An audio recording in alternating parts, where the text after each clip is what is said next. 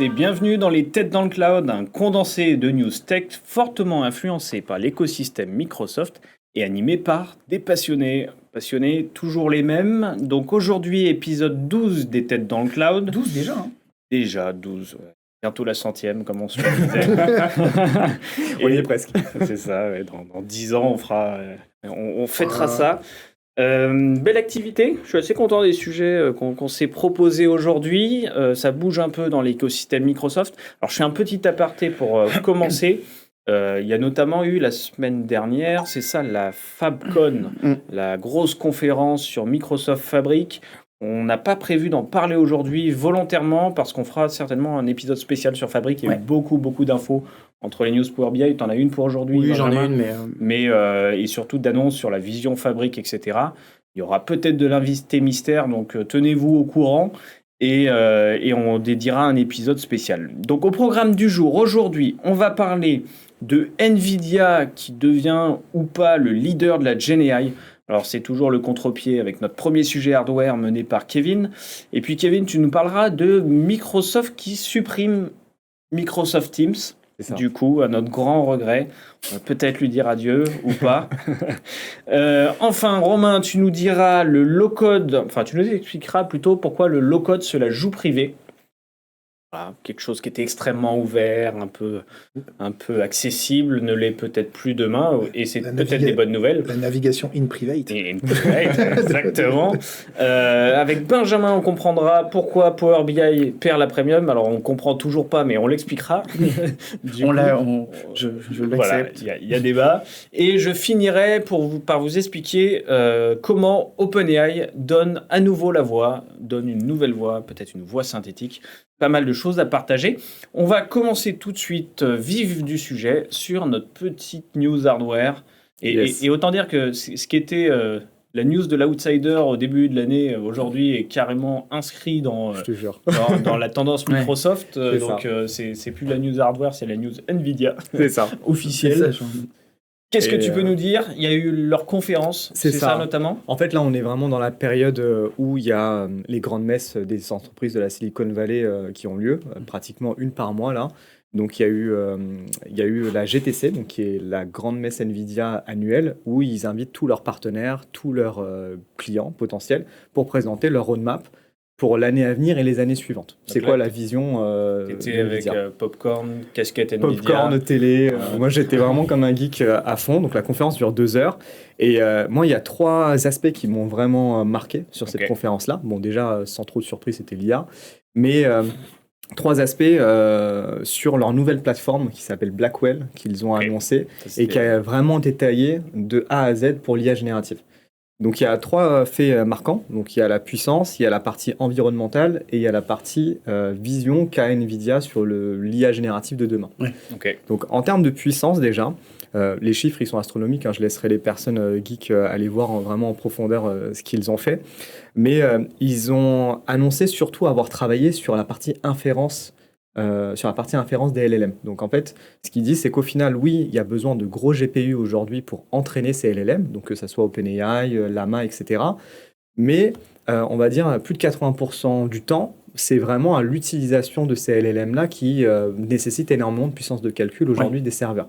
Oui, parce que ton entraînement, potentiellement, tu l'as fait une fois. C'est ça. Et après, c'est du on voit bien OpenAI, une version GPT 3.5 à 4, on gagne 2 ans de connaissance du web, globalement. C'est ça. Mais tu vas pas le faire... Tu vas pas le faire tout le temps. Ça coûte trop cher. Mais c'est surtout la démocratisation qui a inversé la tendance. C'est ça. L'entraînement est quand même très lourd en termes d'empreinte carbone et de pollution, mais avant, c'était utilisé par une poignée. Des quelques milliers ou dizaines de milliers de chercheurs sur la planète.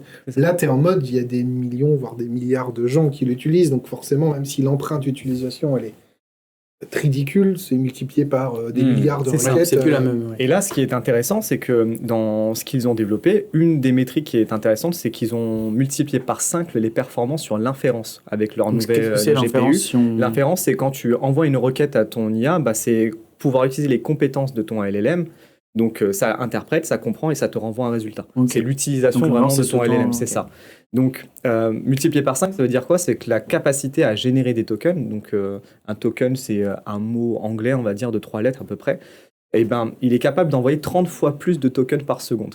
avec cette nouvelle infrastructure. Donc ça veut dire qu'en termes de temps de réponse, entre le moment où tu envoies ta requête, ton prompt à l'IA générative et le moment où il te fait le retour, c'est beaucoup plus rapide, beaucoup plus rapide en fait en termes d'expérience utilisateur. C'est comme si tu avais une vraie conversation et pas attendre 30 secondes, une minute. Ce qui est capital, notamment sur un sujet, nous on le voit à ce moment, on commence à avoir beaucoup de demandes de coupler la voix, pitch, donc la compréhension de ta voix, avec du LLM. Oui. Mais en vrai, quand tu le fais aujourd'hui, tu vas mettre devant ton moteur OpenAI un service Azure Speech, par exemple, et entre le temps de transcription de ta voix vers le texte, le temps de compréhension du LLM, son retour, tu as une décorrélation.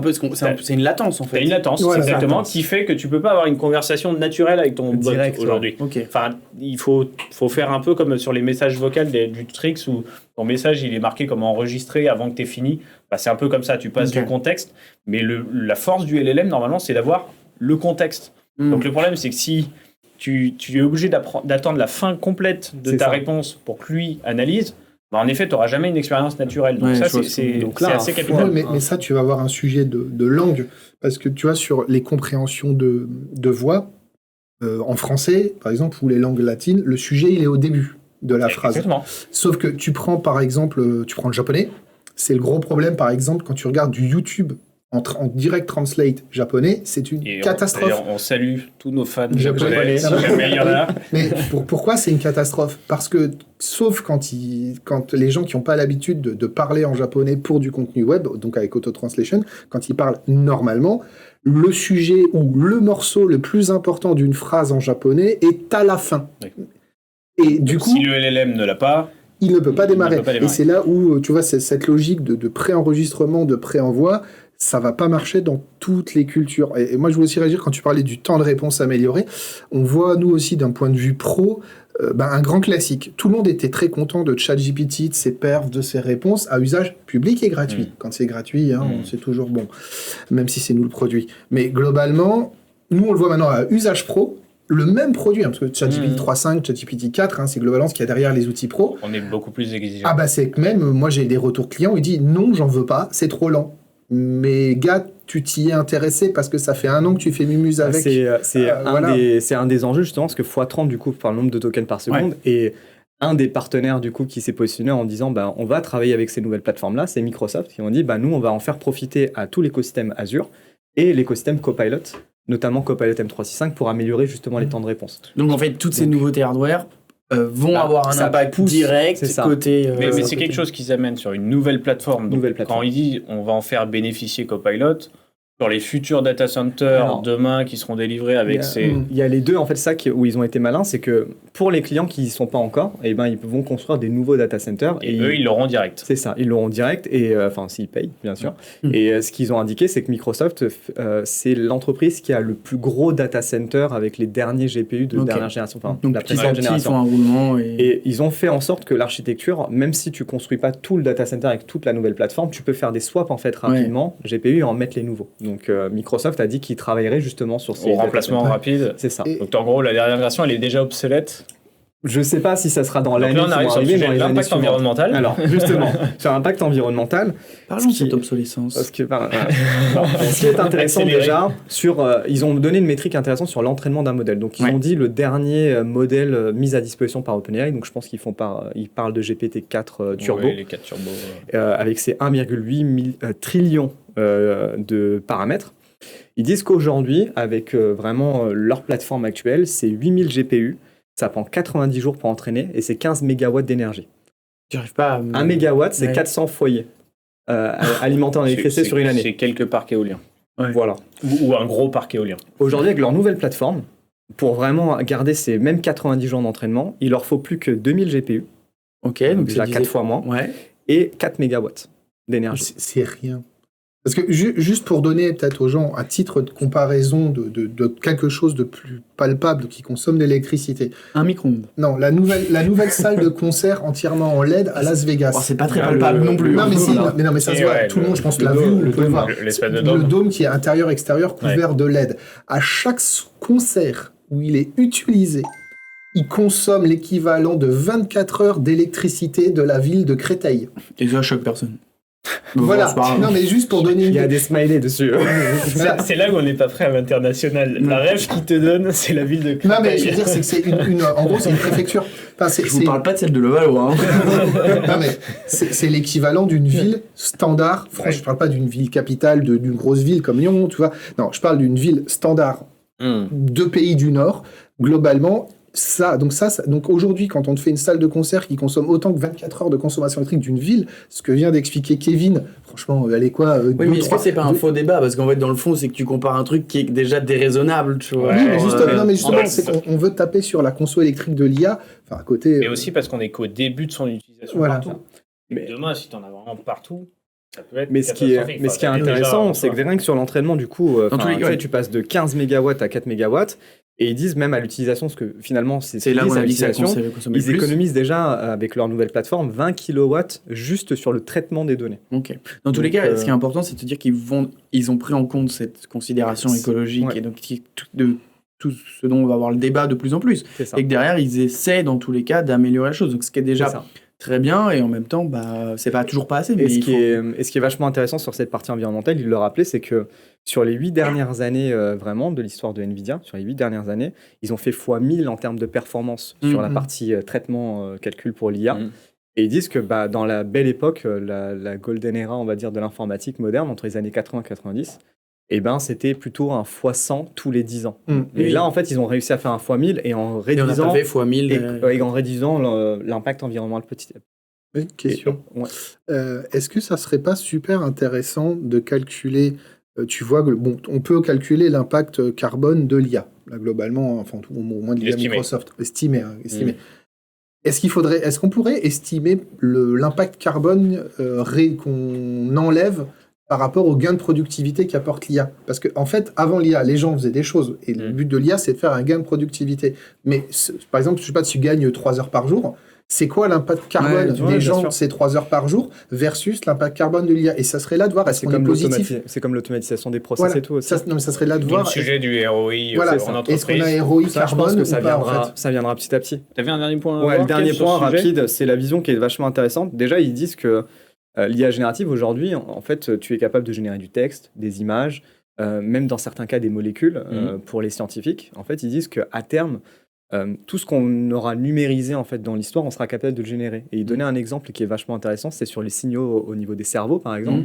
Tu serais capable demain, si la technologie avance, de générer ces signaux et de pourquoi pas guérir des maladies comme Alzheimer, ce genre de choses. Toi, tu penses à toi? Moi, je pensais jeu à réalité virtuelle. Moi, je pensais médical quand ils ont donné cet exemple. Moi, je pensais gaming direct. Donc, c'est bien ça l'idée. C'est qu'aujourd'hui, ça va se démocratiser parce que le concept nous permet de générer à peu près tout contenu que tu auras numérisé. Voilà, que ce soit son, image ou texte. Et il y a la partie robotique qui est intéressante. Ils ont fait des gros partenariats, notamment avec une société qui s'appelle Figure, qui compte dans des petits actionnaires comme Microsoft, OpenAI, des petits comme ça.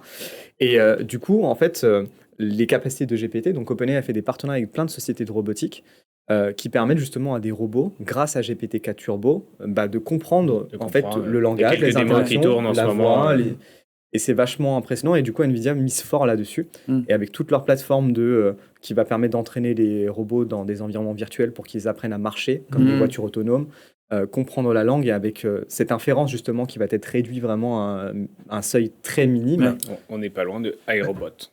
Justement, en tout cas, les premières démos sont impressionnantes. Tu vois, si tu l'as vu la semaine dernière, le robot qui, en analysant tes micro-expressions, la série Lie to Me pour ceux qui ont connu, il provoque sur son visage les émotions que tu vas faire une seconde avant que tu les fasses en fait. C'est-à-dire, s'il voit aux micro-expressions de ton visage que tu vas sourire, il se met à sourire. En fait, il anticipe tout. Ça, c'est des techniques que tu as depuis longtemps dans l'armée sur l'analyse des pilotes de lignes de chasse, notamment. Ouais, on va fermer le sujet, parce que tu as un deuxième sujet que tu voulais nous présenter aujourd'hui. Yes. Donc, pourquoi Microsoft supprime Teams?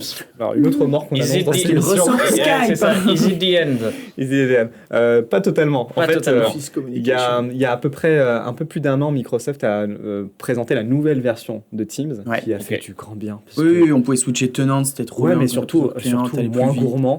Mon PC, je l'entends moins souffler depuis que j'ai le nouveau Teams, et même en termes de mémoire, ça c'était bien mieux. Ça, y a pas de débat. Et du coup, on attendait en fait le moment où ils allaient débrancher l'ancien Teams et dire à partir de maintenant. Tout le monde. Avant, au début, on basculait manuellement. C'est ça.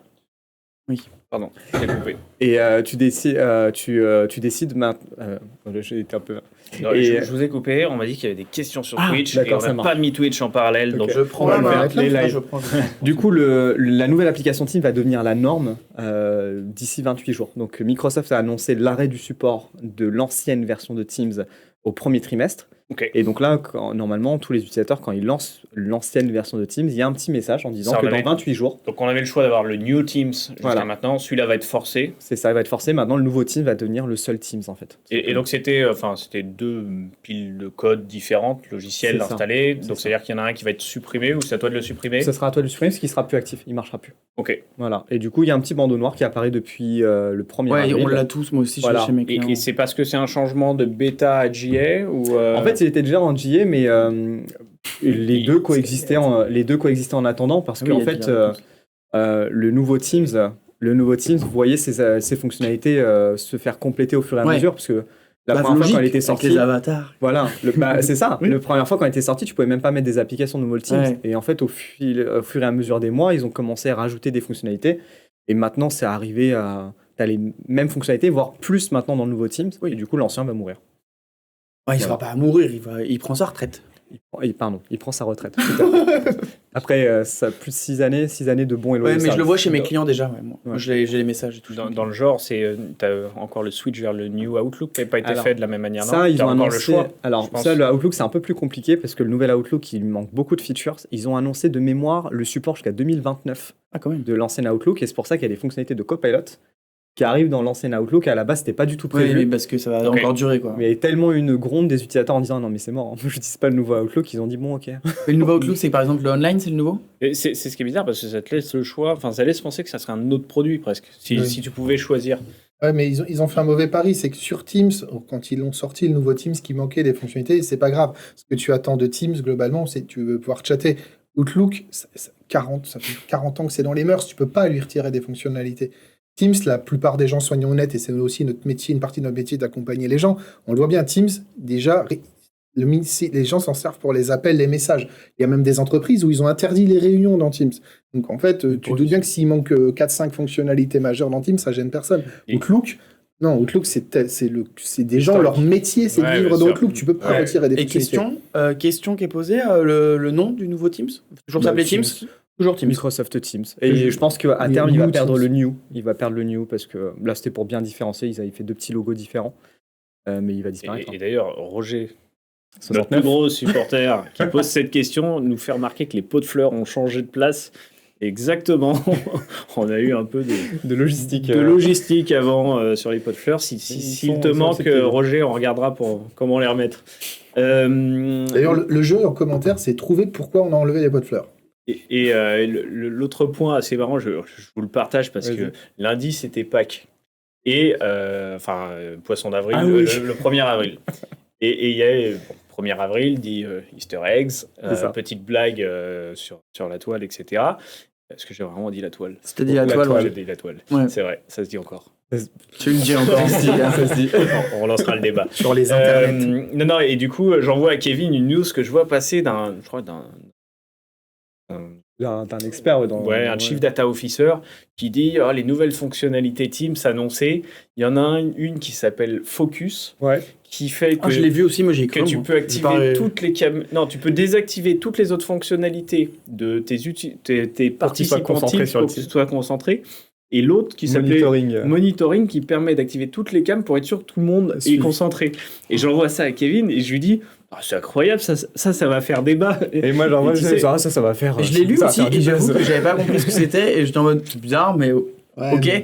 Bon, pour les formations, je t'en mets c'est pas mal moi qui donne des formations des fois où Et les gens pour le coup, n'utilisent n'ayant pas la pas caméra. regardé 1er avril, tout ça, je me dis c'est quand même incroyable qu'ils sortent ça. Faut On en qu'on parle. en parle dans les têtes dans le câble. Donc on en aura parlé, Kevin. C'est ça. On s'est bien fait avoir. C'est toi qui m'as fait remarquer 1 heure plus Mais tard en attends, disant Kevin, on est pas le 1er avril. Exactement, on est bien tombé dedans. Après, c'est un semi-poisson d'avril parce que pour les Européens, on fait waouh, c'est quoi cette blague? Aux États-Unis, l'employeur a tous les logiciels et c'est légal dans la plupart des États de forcer l'allumage des caméras. En fait, ça existe depuis déjà avant le Covid. En fait, c'est juste qu'en Europe, c'est illégal. Ouais. Mais les logiciels d'espionnage qui forcent l'allumage des caméras aux États-Unis, c'est D'ailleurs, il y complètement a une légal. fonctionnalité de Teams qui pourrait dire dans le meeting Non. Tu obliges. Tu peux désactiver, tu peux forcer la désactivation des caméras. Pas leur activation. Non. Parce qu'ils font. Ouais, est-ce qu'il se tient oui. Je vois plein de scénarios. Je vois plein de scénarios où ça se passe mal. Voilà, exactement. Bon, c'était pour la petite parenthèse Teams. Donc toujours cette idée de Microsoft qui arrive à introduire discrètement son nouveau produit, le tester, avoir les retours. Pour rappel, ce qui a amené la nouvelle version, c'était notamment de la perf. Pour les performances. Ouais, c'était le changement d'architecture logicielle. Ils avaient décommissionné Electron de mémoire, c'est ça. Tout à fait. Et du coup, voilà, beaucoup plus de perf. Je pense qu'on a tous adopté assez rapidement le New Au Teams. début, c'était compliqué parce qu'on voyait pas vraiment la diff, mais après, ça s'est vite rentré dans l'ordre. Et là, maintenant, tu sens la diff quand même. Si t'avais pas un PC surpuissant, tu voyais la diff tout de suite. Du coup, je passe à la partie low-code avec toi, Romain. Explique-nous pourquoi le low-code va se la jouer privé désormais. Qu'est-ce que tu entendais par là ? Alors, le low-code va se la jouer privé parce que aujourd'hui, il est un peu trop public. Il n'a pas de rideau aux fenêtres. C'est-à-dire que globalement, dès qu'on veut faire un projet en Power Platform chez Microsoft, soit on est à l'intérieur de l'appartement, c'est pour ça que je parle de fenêtre, parce qu'en fait, on dit toujours un tenant quand on parle d'une plateforme 65, et la traduction française, c'est appartement. Et du coup, l'image est intéressante. Donc, quand on faisait de la Power Platform à l'intérieur de son tenant Office 35, tout va bien. Ça circule à l'intérieur du tenant, il n'y a rien qui se balade. Mais dès qu'on va vouloir faire un truc un peu plus évolué qui va prendre de la data, interface avec autre chose, quoi. Que ça soit pas forcément les serveurs privés à la cave au sous-sol du building, même juste aller sur de l'Azure.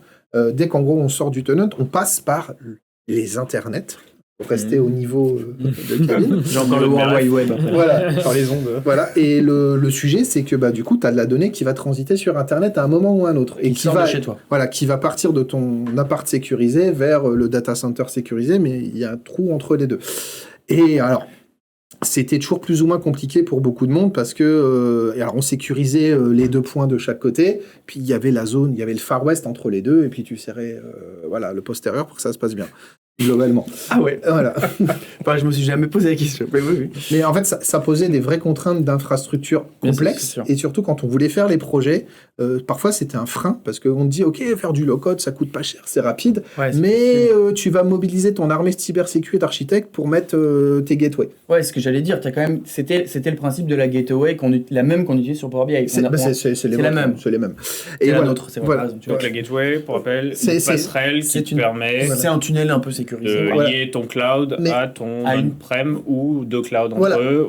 Mais tu le faisais boîte par boîte, c'est-à-dire tu le faisais entre le serveur. Connexion par connexion. Voilà, oui, j'appelle petite boîte, c'est parce que moi je vois les diagrammes visio et c'est des petites boîtes. Voilà, et du coup tu le faisais de serveur à serveur.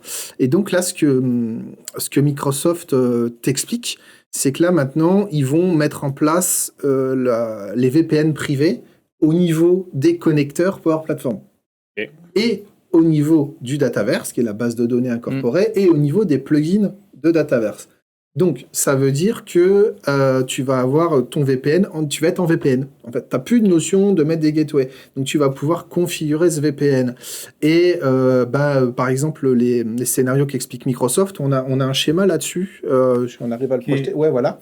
On a un schéma là-dessus où, globalement, Microsoft te dit, le scénario classique, tu fais un Copilot Studio, ton chatbot, qui va déclencher un flux.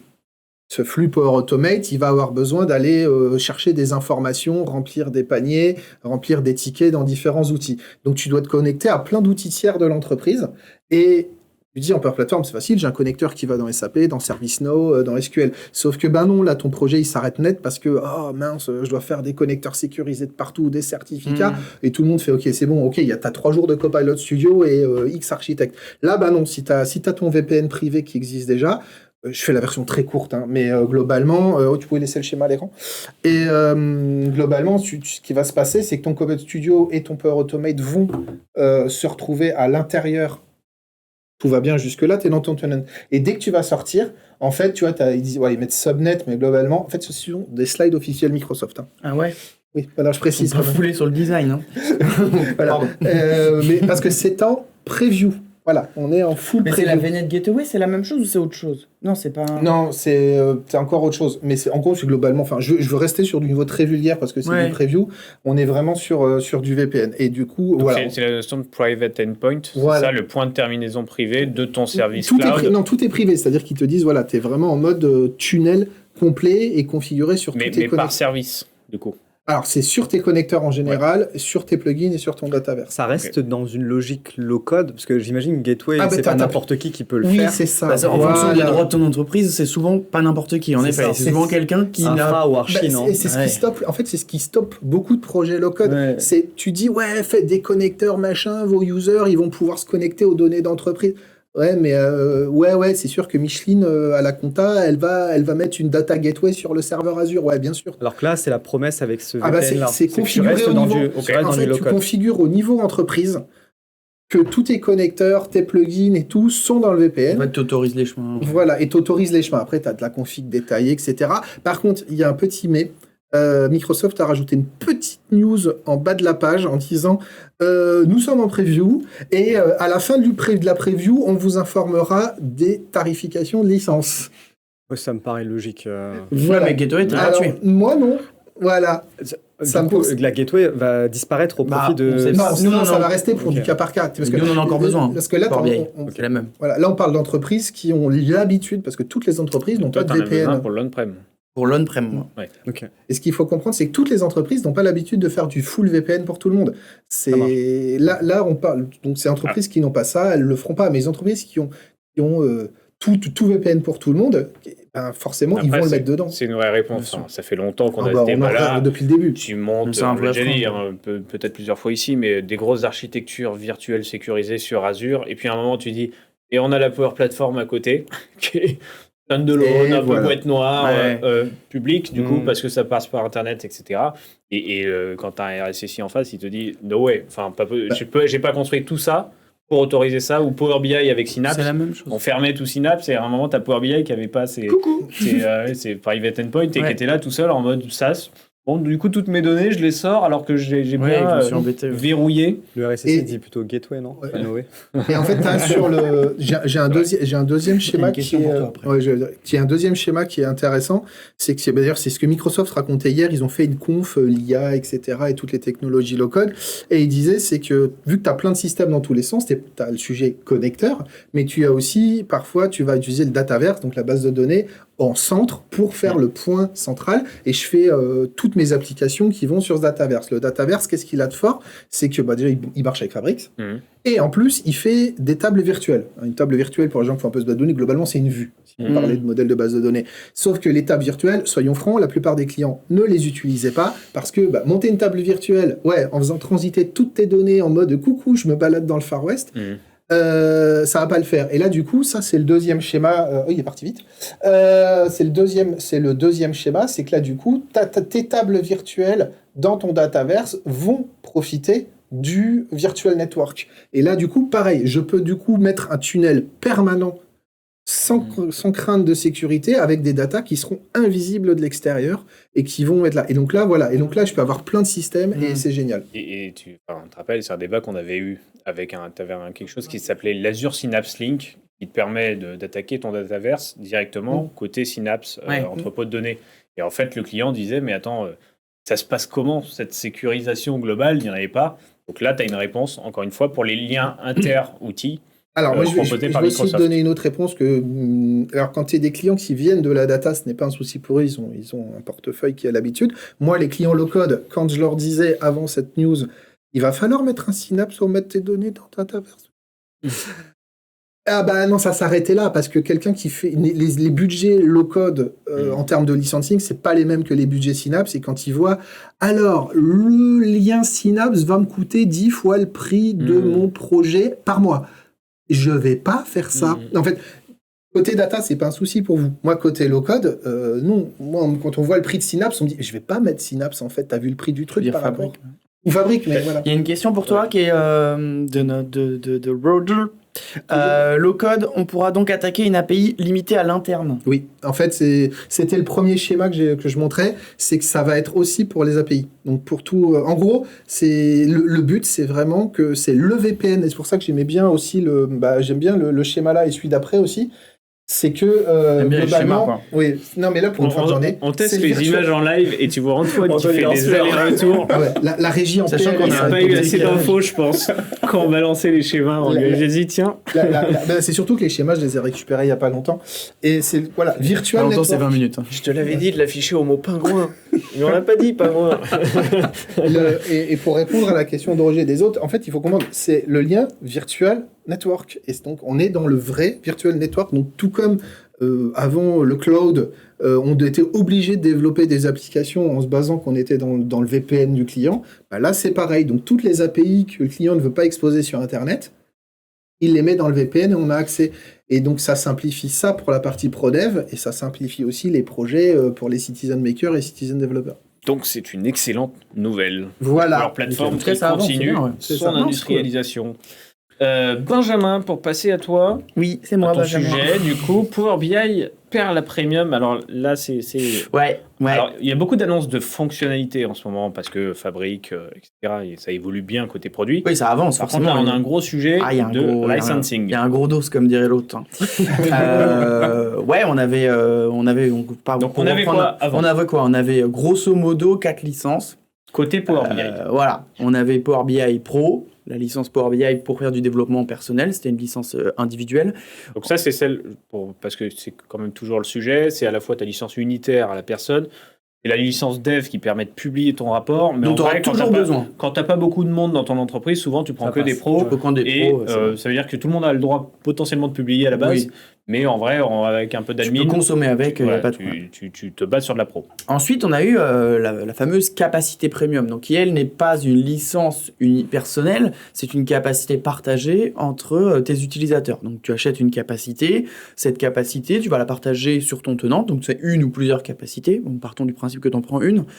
Tu vas pouvoir permettre à tes utilisateurs d'avoir plus de puissance, plus de stockage, et aussi à tous tes utilisateurs qui ne feront que du visionnage, de ne pas avoir besoin de licence pro. Donc eux, Pas attribué de manière nominative. tu leur mets que des licences gratuites et ils auront le droit seulement de consommer et tu auras toujours tes développeurs qui, eux, auront besoin d'une licence pro pour publier.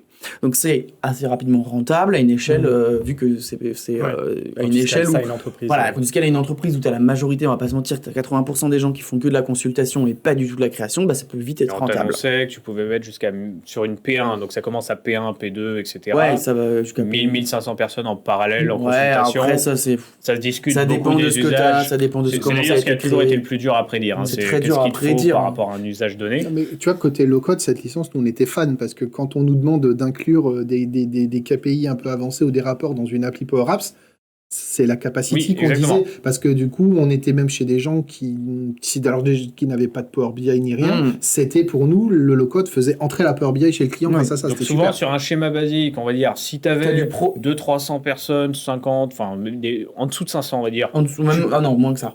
En dessous de 2, vu qu'il a eu la hausse des prix, Ouais, on va dire, en non, dessous mais de 300. Tu conseillais pas mal de la pro en disant prends 300 licences. Ouais, Dès que tu encore. devais passer à plus d'utilisateurs pour un simple déjà rapport prix nombre du user, ça devenait intéressant d'avoir une premium et de garder quelques pros pour les développeurs. publier. Il en fallait toujours quelques-unes. On va pas parler de Power BI Embedded ni des per ni du user. PPU ou Ça c'était ne du sert à rien premium par pour aujourd'hui, utilisateur, c'est c'est pas le débat. D'ailleurs, quid de celle-là aussi. Quid mais de bon. ça. Par contre, Fabric. Fabric arrive, Arrivant. donc Fabric arrive avec aussi un nouveau système de licensing. Avec Power BI intégré dans une Forcément, capacité vu Fabric. que Fabric regroupe plusieurs outils, on reviendra pas dessus. Enfin, on pourrait, hein, mais genre, c'est Power BI plus les autres outils tels que Synapse et tout ce qui va avec, la Data Factory. Arrive avec un nouveau système de licence. Pareil, un système de licence dit capacitaire, donc pas attribué à la personne. On a donc deux capacités qui vivent côte à côte. On peut avoir une capacité premium, Power BI, où là c'est que du Power BI, et on peut avoir une capacité Fabric, qui coûte pas le même prix, le double, pour l'équivalent de puissance, mais qui n'a pas que Power BI, Alors, c'est ça. par défaut. Ok, il y a 2 points sur lesquels je vais te compléter. C'est que déjà, ce qu'il faut comprendre, c'est que la capacité, c'est quelque chose qui s'active côté Azure. C'est une ressource que tu actives, notamment pour Fabric. Pas pour Power BI. Pas pour Power BI. Pour Fabric, tu es Oui. obligé d'avoir C'est Azure. une ressource Azure. On te dit Fabric et SaaS dans l'usage, Mais il en faut activer réalité, notre brique tu es Azure. obligé d'avoir un tenant Azure sur lequel tu instancies ton service Fabric. Tu démarres ou tu éteins, tu peux mettre pause. ta capacité. Donc, ce qui est bien, c'est que tu peux la couper, par exemple. Si tu n'en as plus besoin la nuit, tu Oui, c'était monopays et que la nuit, il y a développes personne. quelque chose ça pour sert à la rien. couper toutes les Ça nuits. mobilise plus les mêmes équipes. Tu peux le faire. Bah, Mais- d'un coup, tu mobilises potentiellement un Archie Azure que tu n'avais pas avant. Déjà, c'est un vrai frein parce que quand tu as un client qui dit « Oh, super, c'est ça, on peut avoir la data platform demain. Vous avez Azure ?» Non. Alors, on va devoir créer le tenant. Donc, après, c'est pas le même. Pas facile. Le kick-off, c'est pas le même mindset. Exactement. Et ce qu'on disait, donc, c'est que Fabric arrive avec ses capacités, même fonctionnement capacitaire. Donc, c'est capacitaire, c'est-à-dire une puissance donnée pour un coût connu, exprimé à la minute. Donc, je sais au mois, en utilisation maximale 24/24, combien ça me coûte. C'est ça. Ce qui en fait presque un forfait. Mais qui peut être intéressant dans le sens inverse, c'est que si je la coupe ou que j'optimise, je gagne. Ça me coûtera moins cher. Si j'optimise, non, c'est dès qu'elle est allumée, ça va. Si je la coupe, tant qu'elle est allumée, quoi. Je pourrais payer moitié moins cher si je l'utilise que la moitié du mois. Ok, bon, par contre. Donc ça arrive avec les F2, F4, etc. Et Microsoft te dit l'équivalent de la P1 en nombre de consommateurs Power BI et puissance attribuée et nécessaire pour le reporting. C'est la F64. Sauf que la F64, elle vaut le double. Ta P1, elle vaut $4,000 et quelques. Ouais, et l'autre, elle est à 8 000. Et l'autre, elle est à 8 000.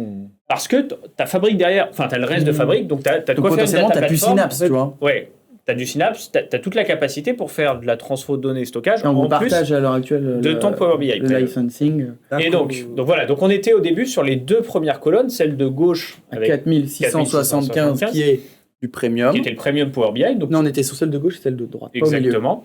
Et celle de droite qui était de dire, si ta fabrique, bah finalement, tu prends la totale, tu prends le P1 si tu en as besoin, plus le reste pour faire du fabrique, du data engineering. 7008. Voilà, 7008, mais tu as une data platform. Mais tu as une data platform, donc potentiellement tu fais des gains côté Synapse, donc ça peut se tenir. Pas et quand on en discutait, on se disait, il est normal que Microsoft laisse la P1 à côté parce qu'il y en a qui font que du Power BI. Il y en a qui font que du Power BI. Pourquoi est-ce que ils auraient du Fabric? Ils les empêcheraient d'aller faire du Power BI et pas du Fabric. Voilà. Et là, qu'est-ce qui se passe comme annonce? Eh ben, bisous. C'est la colonne du milieu.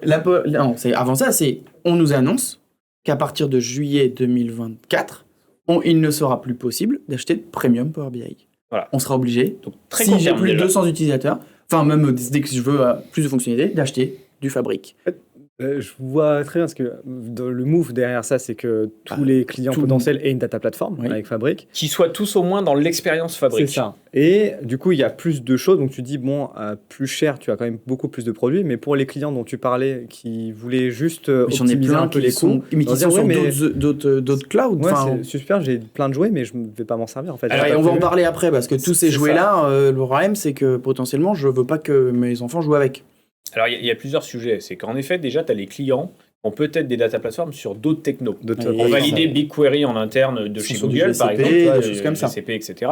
Et du coup, tu leur dis, maintenant, pour avoir le reporting, et des fois, ils disent, on va prendre BigQuery, GCP sur Google, pour donner cet exemple, et Power BI, parce que c'est le meilleur outil de restitution. Ouais. Mais on n'a pas tout mis chez Microsoft. Là, aujourd'hui, on te dit que pour continuer à avoir le reporting que tu avais, tu es obligé de prendre la data platform de Microsoft finalement. Sauf si tu prends des pros dans tous les sens. Ouais, mais potentiellement, tu n'es pas rentable.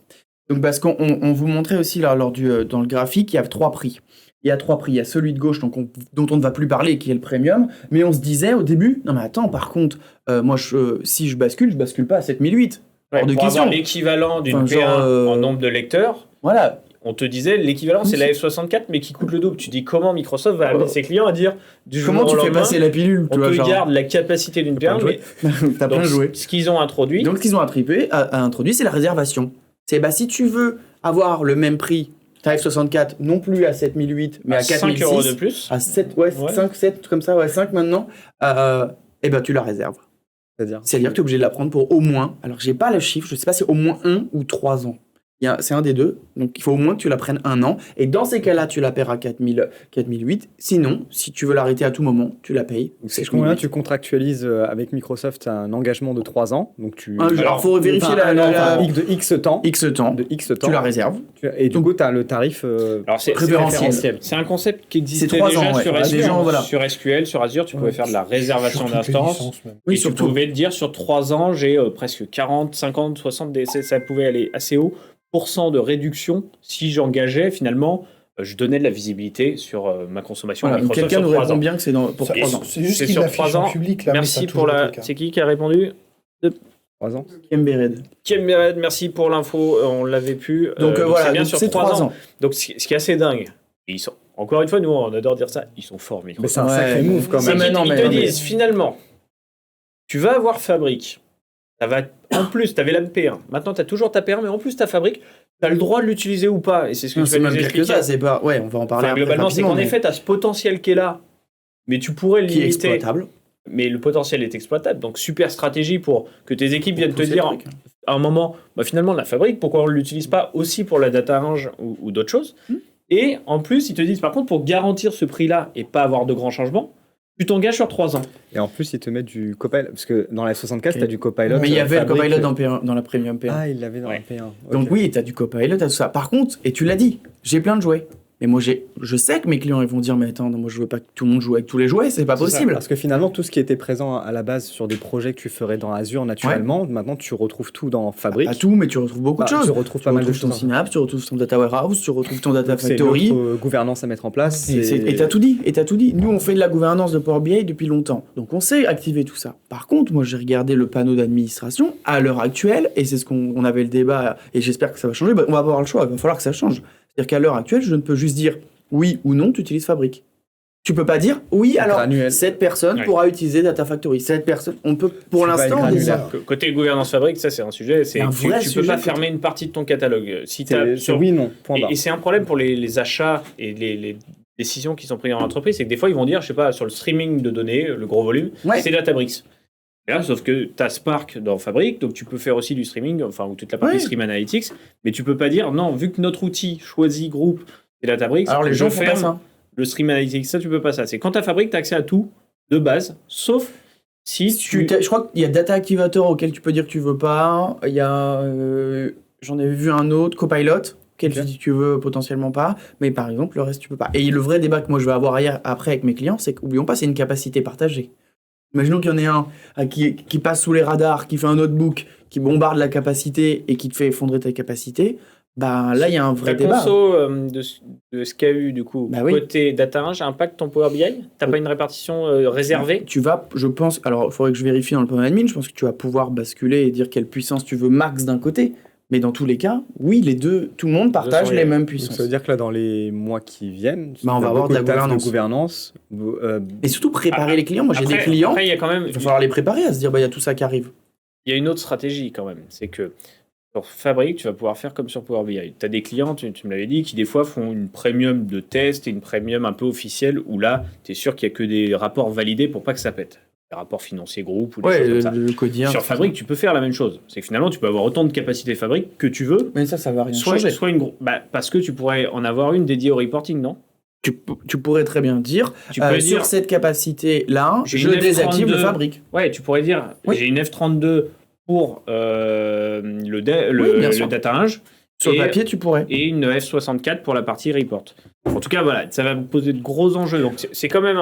Et comme dit quelqu'un dans le chat, ça fera du boulot pour les partenaires Microsoft quand on sait comment maintenir son écosystème vivant. Et en effet, parce que ça va pas être... Moi, je le vois avec rien que la gouvernance Power BI qui est pas anodine. Mais alors là, on ouvre une boîte... Vous voulez dire, c'est pas une petite news. C'est un gros impact parce que ça fout un peu du remue-ménage, on va dire, sur le marché, parce que les clients qui sont perdus en disant mais moi je voulais pas Fabric, ou alors vous m'obligez à changer, ou alors je perds la P1, enfin il y a beaucoup de questions. Et quid du bascule de la P1 ? Souvent dans les périodes de renouvellement de licence et tout, déjà que le rapport entre les deux était pas clair à expliquer sur la relation Power BI Fabric. Là, c'est plus clair, mais par contre, la bascule, elle est plus dure pour les clients à faire en 4 mois. En fait. Non, parce que la bascule, elle va pas se faire en 4 mois, parce qu'on parle de si tu veux acheter un nouveau, à partir de juillet, tu peux plus acheter de premium. Par contre, si tu as déjà du premium, tu peux la garder jusqu'à la fin de l'année. Et je crois que c'était sous engagement que je t'avais dit tout à l'heure. On en avait parlé avec engagement direct avec Microsoft. Si toi, tu as un an en plus. Un enterprise agreement et tout, il y a des conditions derrière. C'est ça, il y a des conditions, donc tu vas pouvoir au moins aller si tu as déjà quelque chose, au moins jusqu'à décembre. Après, les entreprises qui ont un peu plus d'expérience en Microsoft Cloud, elles vont pas être si choquées que ça. Ce que vous vivez là en data, c'est complètement l'histoire de la Modern Workplace, enfin d'Office 365. Au début, Office 365, tu avais des mails. Tu as eu du SharePoint, après tu as eu des trucs, et puis tu avais une licence pour chacun. Et puis tout d'un coup, on a fait les licences globales. Et puis du coup, les outils, ils n'étaient pas là. Ah bon, mais si je paye une licence machin, j'ai tout ça, mais j'en veux pas. Microsoft est coutumier de l'évolution de licence. C'est ça, oui, c'est ça. C'est juste que bon... Non, Microsoft est coutumier de faire des produits séparés SaaS, de les regrouper sous une bannière commune. Au début, tu les as tous activés sans les outils de coupure. Et aujourd'hui, en Modern Workplace, tu as une granularité hyper fine qui va forcément tu vois, suivre. Benjamin, ça sert à rien de s'écouter. Enfin, de s'inquiéter, pardon. Ça va s'écouter bien. Romain. On va fermer ce sujet parce que je vois le temps qui court. Je voulais, moi, vous parler. Bon, brut, hein, comme ça, il n'y a pas de transition à un moment. D'accord. D'accord. Antoine qui me dit change depuis 10 minutes. Dernier sujet qu'on voulait évoquer, c'était la partie Azure OpenAI. Les petites news un peu côté IA, alors on en a parlé avec Nvidia au début. OpenAI, c'est ce que je dis tout à l'heure, donne la voix. Donne une nouvelle voix. Exactement. Ça y est, on s'est perdu dans beaucoup trop de choses. Non, l'idée c'est quoi? C'est qu'il y a eu une annonce fin mars, là, le 29 mars, je crois. Il y avait une question sur le sujet Power BI. Je sais pas y répondre. Non, est-ce que ça passe au niveau de la concurrence et de l'Europe? Bonne question. Non, mais alors, c'était la réponse que je faisais. C'est que, en fait, je pense qu'ils ont vérifié. Ouais, mais c'est une vraie bonne question. Ça, sur le monopole, en effet, Power BI, qui est un outil largement imposé dans la restitution, de l'imposer côté data platform, comme ils ont fait un moment avec Windows, Office, etc. Je pense que ça a dû être vérifié, parce qu'ils se sont fait taper dessus, parce que Copilot Windows 11, quand ils l'ont annoncé, ça a été tout de suite dégagé en Europe. Ouais. Okay. Voilà. Après, c'est annoncé, c'est pas encore fait. À surveiller. Mais je reviens sur mon sujet, OpenAI. Oui, du coup, donc, petite annonce d'OpenAI le 29 mars, une nouvelle IA proposée sur le domaine de la voix. Donc ça s'appelle Voice Engine et ça leur permettrait de copier votre voix à partir d'un échantillon de 15 secondes seulement. Par exemple là. Genre là. Oh bah là, on est copié 1000 fois là. Et alors, donc, ça a fait beaucoup de bruit pour plusieurs raisons, parce que ça fait peur. Et je vais vous expliquer, c'est pas nouveau en vrai. Ça fait un moment qu'il y a des. Moi je l'ai vu dans Mission Impossible 1, ça, il y a 20 ans. Hein, exactement, Mission Impossible l'avait lancé. Donc c'est une IA qui a été développée fin 2022 et aujourd'hui, soi-disant, réservée à des tests internes. Mais ils en parlent quand même. Qui peut être exploité, je crois, par client, mais sur demande, où il faut répondre à des formulaires éthiques. En gros, faut montrer pas de blanche. Faut monter pas de blanche. Alors, c'est le sujet que j'allais amener, c'est que c'est pas nouveau parce que c'est comme sur Azure. Sur Azure, ça fait longtemps qu'on a notamment la partie Custom Voice, alors qui est peu connue, mais on a eu nous on a eu l'occasion de faire quelques projets autour de ça. C'est assez intéressant que Custom Voice, c'est sur demande. Faut montrer pas de blanche, faut valider que tu ne vas pas faire. Donc respecter les règles de l'éthique et de l'utilisation de l'IA selon Microsoft. Du coup, tu vas ne pas faire n'importe quoi avec. Et en gros, ça te permettait de faire quoi, Custom Voice? Ça te permettait d'entraîner ta propre voix. Donc on l'a fait pour un client, on est rentré en studio, tu as 300 verbatim à prononcer, voilà, avec un micro un peu clair. Mais le résultat, tu as 300 phrases globalement avec des intonations. Est-ce que des trucs genre les chaussettes de l'archiduchesse sont-elles safe? Derrière, c'est des trucs pas loin de ça en vrai. Et derrière, en gros, tu lances un entraînement, ça te coûte à peu près de mémoire $1000 l'entraînement. Et après, tu as une voix custom. Donc, tu as ta voix qui est réentraînée selon ton modèle. Et donc, tu te dis, enfin, on le voit même dans les séries télé dernièrement, les caméos chez Mandalorian, etc., où ils font revenir des acteurs et tout est synthétique, dont la voix. Ce sont des technos qui existent déjà dans le cinéma depuis un moment. Sauf que là, ça se démocratise de plus en plus.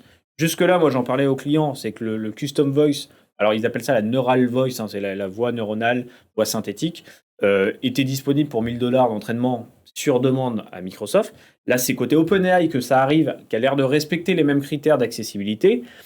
Sauf que ça fait encore plus flipper, c'est qu'on arrive maintenant sur du 15 secondes, donc c'est plus, nous on avait pris une demi-journée d'enregistrement, etc. La 15 secondes, ça permet de recopier ta voix.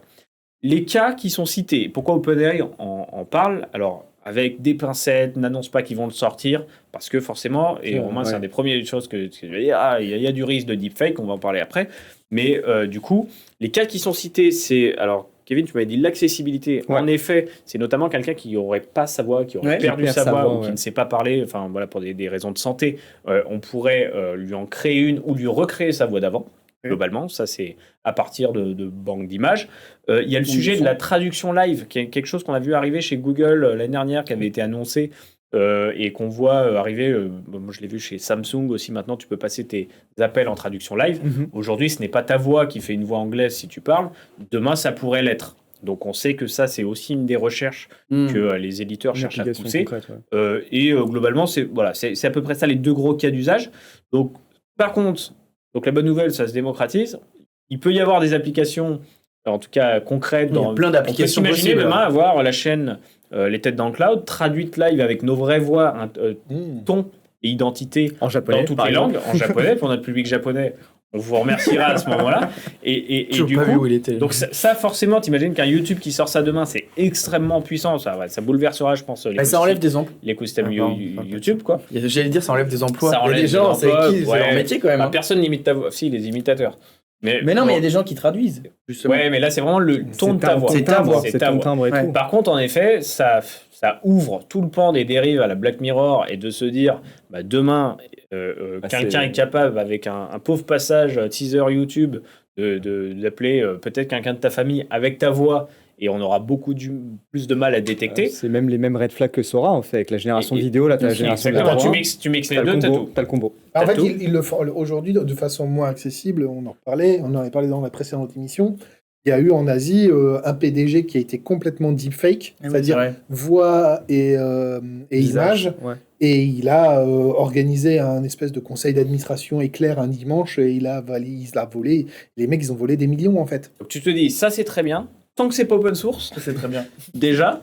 Et tant que c'est hyper contrôlé sur l'accès de qui fait quoi, peut-être en gros à destination d'entreprise, sur demande, t'expliques ton use case, c'est ce que fait Microsoft aujourd'hui sur ce genre de service. Donc là, c'est une annonce côté OpenAI. On peut imaginer que ça arrivera côté Azure, et Azure a déjà sa suite en plus liée au speech sur ces sujets-là. 15 secondes, c'est... 15 secondes, c'est vraiment très court. Alors on avait vu, il y a quelques mois, il y avait eu un 5 secondes qui avait été, ou 3 secondes, qui avait été proposé en début de recherche. Je ne sais plus si c'est OpenAI qui l'avait mis globalement sur le marché. Mais par contre, le résultat n'était pas dingue.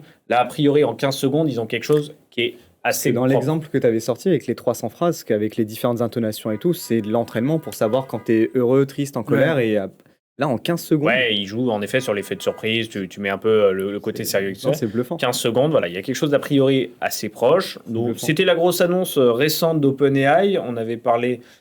en effet, de la partie génération de vidéos la dernière fois. Donc, je pense que ça servira pour la robotique aussi. Pour la partie robotique avec qui ils travaillent. Malheureusement pour moi, enfin malheureusement peut-être heureusement pour d'autres, moi c'est une news que j'aime pas, c'est que là maintenant ça fait un moment qu'il y a un business en Chine qui a été légalisé, qui n'est pas dans le reste du monde, c'est la vie virtuelle des morts. C'est-à-dire, soi-disant pour aider à faire passer... Oui, c'est-à-dire pour soi-disant aider... à la Black Mirror. C'est réel en Chine. Et ça fait un moment. Et c'est soi-disant pour aider à faire le deuil, mais en vrai, le reste de la planète, tous les analystes psychologiques disent que c'est pas vrai. Ils prennent en fait l'intégralité des comptes des réseaux sociaux de la personne, donc vidéo, images, posts, écriture, voix, tout. Ça prend je sais plus combien de temps, et derrière, tu te retrouves à pouvoir discuter avec la personne virtuelle. En fait, à la Black Mirror, et ça existe déjà, et c'est légal en Chine de mémoire. Et c'est très abordable en prix pour des gens genre toi, moi, on pourrait se le payer en fait. Plus loin, typiquement, pour rebondir sur ça, sur Azure, ça existe, c'est en train d'arriver, ça s'appelle la partie avatar d'Azure. Ouais, ça, et tu as custom avatar. Donc avatar d'Azure, c'est déjà des avatars synthétiques, mais qui ressemblent à des vraies personnes et qui parlent. Bon, même si la gestuelle, etc., peut paraître limitée. Par contre, le custom avatar, qui est en private, je crois, sur demande, etc., commence à y avoir quelques démonstrations. C'est vraiment ton visage qui est repris, animé, qui parle, donc que tu peux lier à ta custom voice, et du coup, tu as refait vraiment un jumeau numérique de toi. Donc, incroyable. Voilà. Il a changé Clippy. Tu mets un petit LLM derrière. Tu peux avoir c'est bon. un petit Romain Gérard en bas à droite de ton bureau qui te parle toute la journée. T'as une question sur la Power Platform. C'est déjà le cas. Comme ça, on va pouvoir me mettre dans toutes les agences. Tu peux désactiver le mode troll.